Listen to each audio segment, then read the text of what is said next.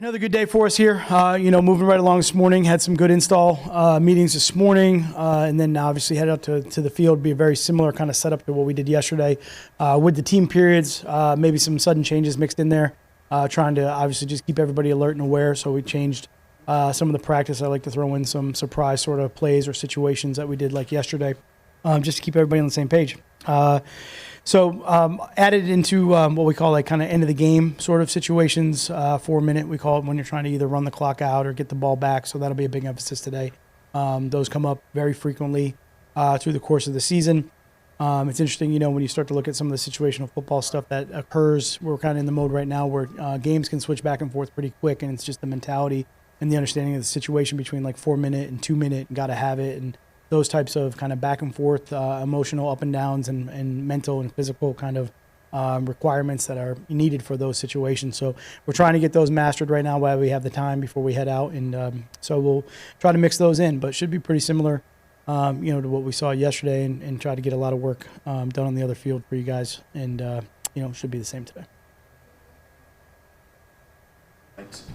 From Thursday night. I'm just curious what in particular you liked from his efforts on it. Yeah, I think he's done a really good. The game itself, obviously played very aggressive. He played very fast. I could tell that the game itself for him on Thursday looked like it had slowed down that particular game. I think some of defensive snaps and special team snaps, sometimes the game goes really fast, and especially if it's complex and the game plans and things like that. But he seemed to just be able to play really fast, which was great to see out there. I think he's doing a good job of understanding the concepts of what we're doing, and really, honestly, we moved him into a couple different spots based on need that we had, and he played, on the line, he played off the ball, he played in some of those different packages, and he really handled it very well from an overall understanding of what we were trying to do, and that was really good to see.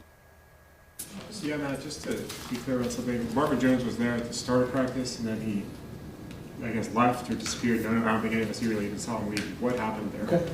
Yeah, just, thing with Marvin, again, we're just trying to keep an eye on all the volume that we give him as we work through it, and kind of at the midpoint of training camp right now. So we're constantly evaluating those guys, and as far as their workloads, the reps, and the count of how many plays that they've had to make sure we're getting them enough to prepare, and then certain points of practice where we feel if the practice emphasis might swing into something different and those reps might go down and there's something more productive we can do with those guys, then we'll do it at that time.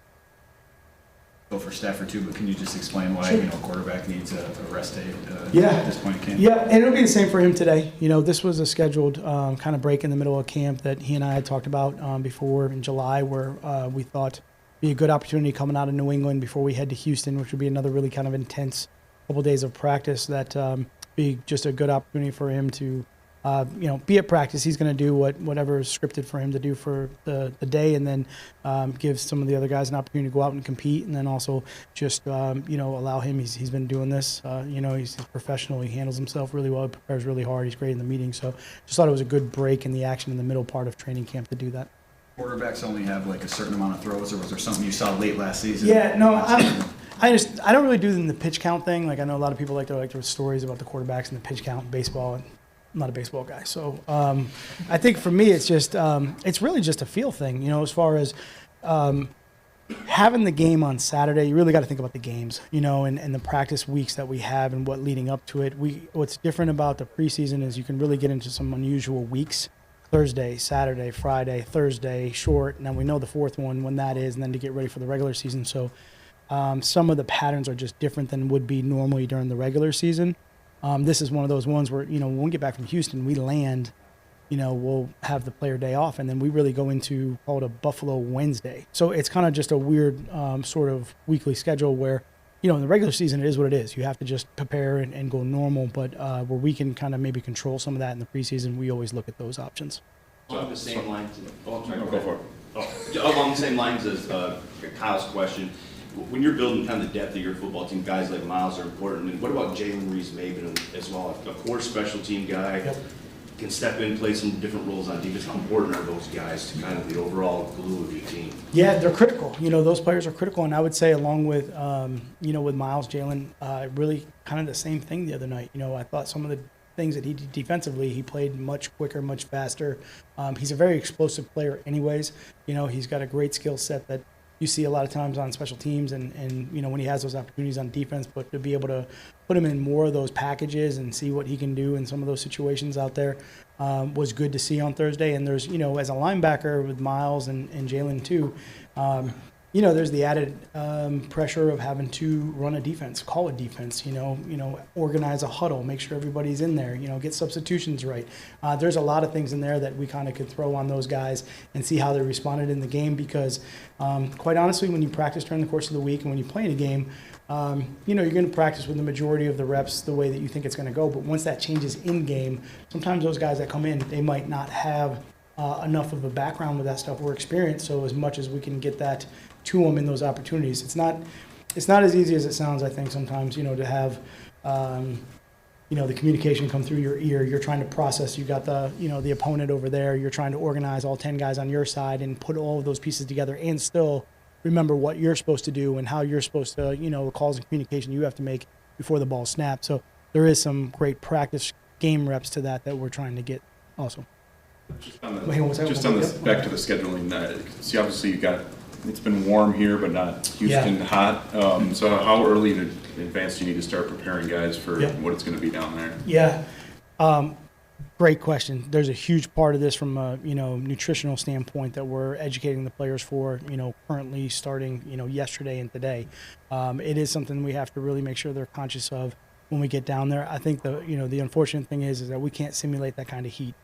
So until we're in that environment, we won't really know. We're going to have to do a great job of preparing for it and prepping. And there's different things that, our staff does to make sure the guys are ready to go. But it's really, they got to understand what they're walking into from that standpoint. So, we'll try to educate them as much as possible. We'll try to get ahead of it and obviously then continually test and make sure that, everybody's in a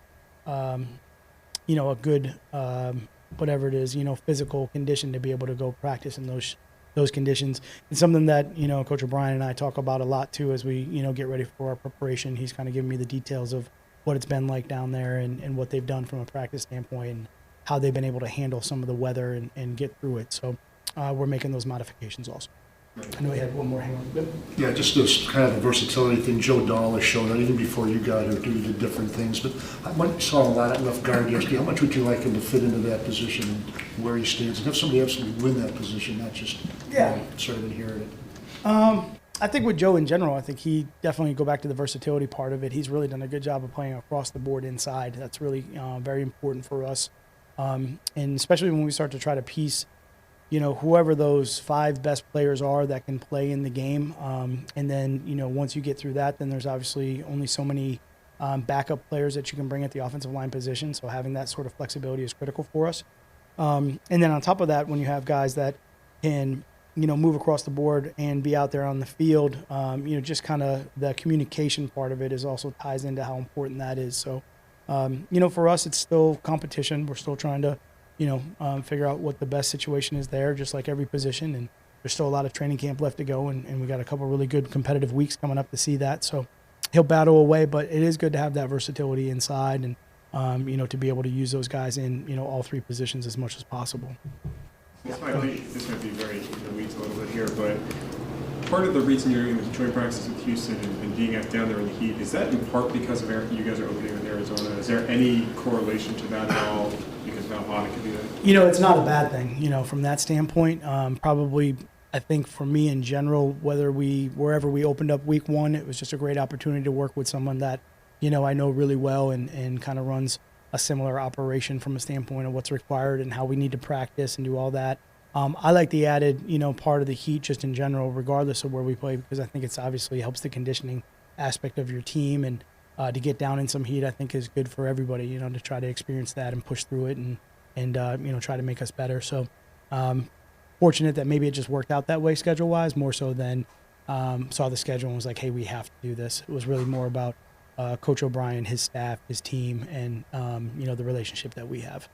I wanted to ask you about Divergent. Guy that's now been in the system for a year, had the penalty early in the game, bounced back, a couple of pass breakups. Seems like he offers a lot on special teams. Just what have you seen from him in that year, and particularly this camp and his growth? Yeah, I think I've seen a lot of growth in the year with him. I think he's a guy that does have a pretty unique skill set, when you watch him out on the field, and someone that can certainly help in the special teams rules that he has that he's trying to compete for.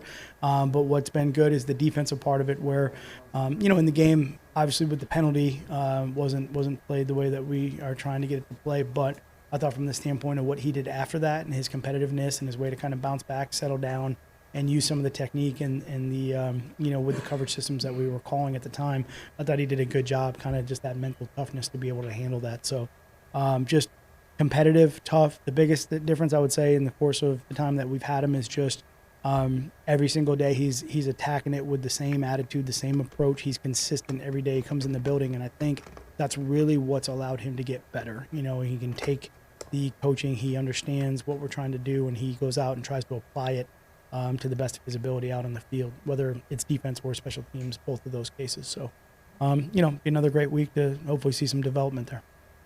Matt Saracen still sitting out. Is it still a conditioning thing with him, or is there an injury with that as well?